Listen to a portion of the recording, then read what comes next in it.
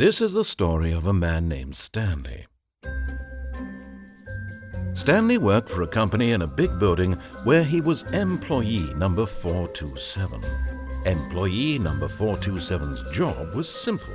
He sat at his desk in room 427 and he pushed buttons on a keyboard. Orders came to him through a monitor on his desk, telling him what buttons to push, how long to push them, and in what order. This is what employee 427 did every day of every month of every year. And although others might have considered it soul-rending, Stanley relished every moment that the orders came in, as though he had been made exactly for this job. And Stanley was happy. And then one day, something very peculiar happened. Something that would forever change Stanley. Something he would never quite forget.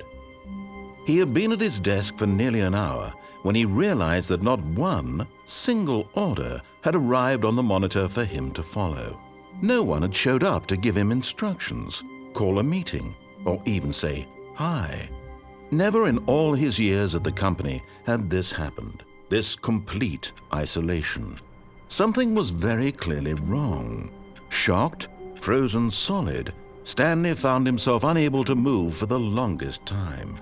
But as he came to his wits and regained his senses, he got up from his desk and stepped out of his office. All of his co-workers were gone. What could it mean?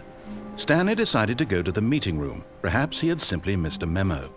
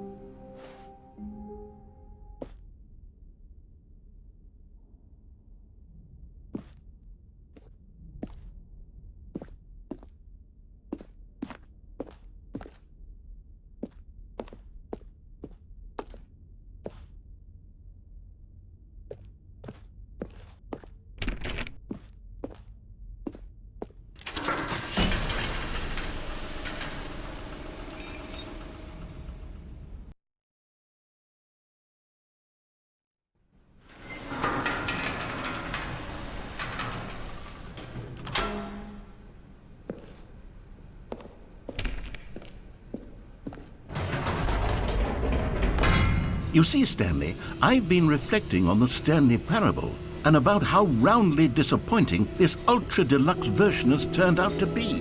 The original Stanley Parable was a landmark, and any new content for it should live up to that legacy. So forget this ultra-deluxe nonsense. I say we take it one step even further. Which is why I'm very proud to announce for the first time ever, the Stanley Parable 2.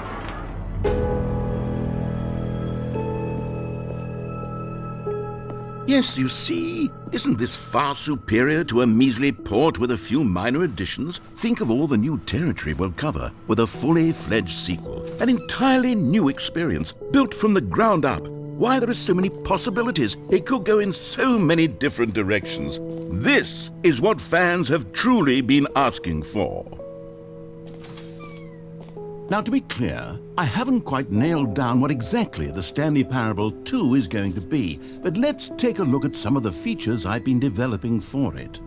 I figure that if I can loosely organize a handful of interesting concepts, that surely the game will sort of naturally spring up around them. It'll all work itself out. Game development is much more of a fuzzy magic than anything scientific or logical, really.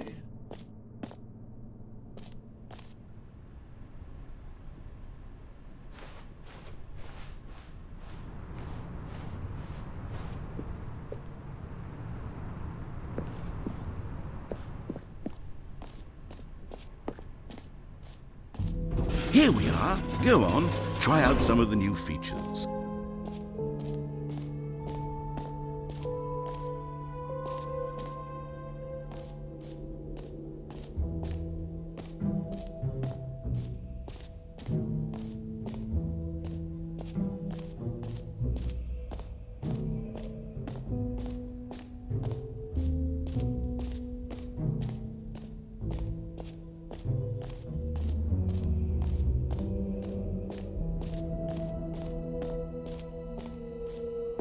Now here's something special. You remember that broken test trophy that got left in the game on accident? Well, I'm developing a technology to simply give you the trophy. Yes, you see, you'll come to this lever, and when you pull it, the trophy will be given to you. It's as simple as that.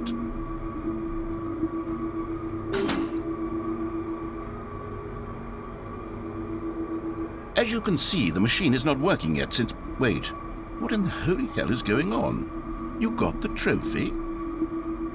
Why did the machine work? Stanley, I didn't fix it. I didn't do anything to it. I swear, it was broken just a second ago. Who fixed it? Is someone here? Are we being watched? Oh, God. Composure, composure. Yes, as you can see, the machine is working as normal, as I intended. It truly speaks to the awe-inspiring magic of the Stanley Parable 2. Breathe. Just breathe.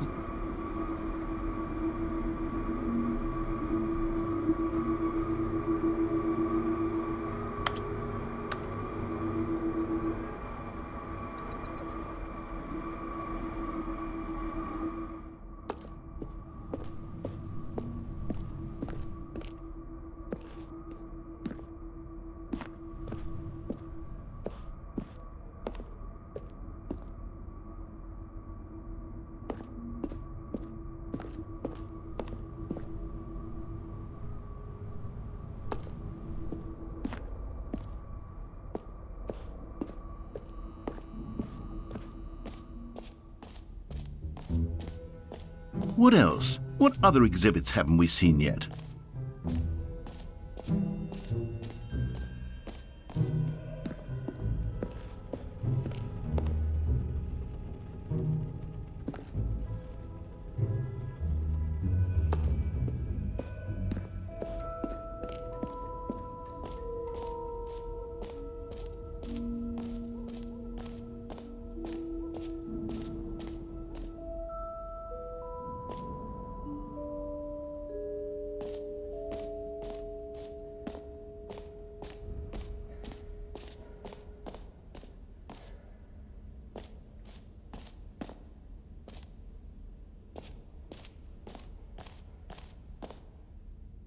Okay, I'll be honest, I haven't yet decided on this one. I think that in the new version, the office could use a bit of decoration, like balloons. But I'm undecided on Get Well Someday and Happy 12th Birthday. Which would you go with? You know, sometimes when you solicit another person's opinion, it makes you realize that you knew which one you actually really wanted all along. Get Well Someday it is. Or actually, maybe I should have gone with... No, I've made my decision, we're moving on.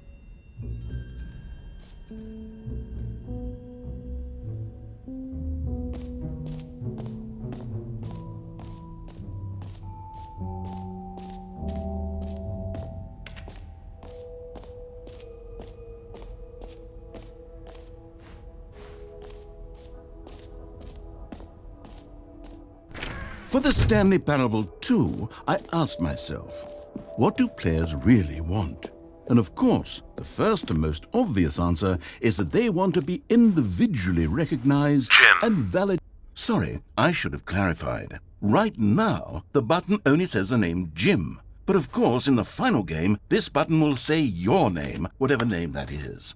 Here, let's have you role-play as Jim to really simulate the full experience of this feature. Just play along. I promise you'll love it.